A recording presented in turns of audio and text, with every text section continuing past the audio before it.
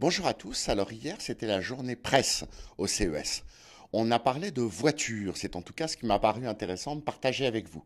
De voitures connectées, de voitures autonomes. Alors on n'a pas parlé de Google et de Tesla, mais on a parlé de Bosch, de Valeo, de Nvidia et puis de Toyota Research Institute. Toyota qui a décidé en effet d'investir 1 milliard de dollars, 1 milliard de dollars dans deux centres de recherche, un avec le MIT sur la côte est des États-Unis et un autre avec Stanford sur la côte ouest des États-Unis.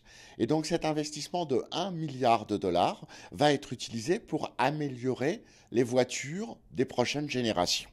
L'idée, c'est tout simplement d'imaginer une voiture qui serait incapable de provoquer un accident.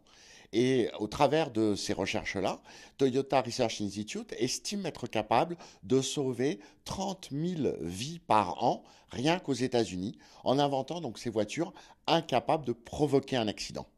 Pour cela, ils vont développer la capacité de comprendre et d'analyser les voitures. Bien sûr, ce sera beaucoup d'intelligence artificielle, ce sera beaucoup d'Internet des objets qui communiquent, les objets qui communiquent entre eux pour communiquer sur leur capacité à comprendre la manière dont ils auront analysé une situation.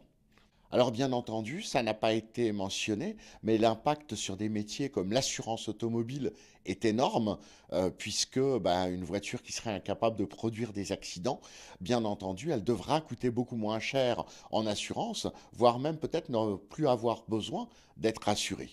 Ça, c'était une première information. Et puis, dans le domaine du matériel, Nvidia, que l'on connaît pour ses cartes graphiques, pour ses cartes accélératrices, a annoncé quelque chose qui tient dans une boîte à lunch. Donc, une petite boîte en carton que vous pouvez emmener sous le bras.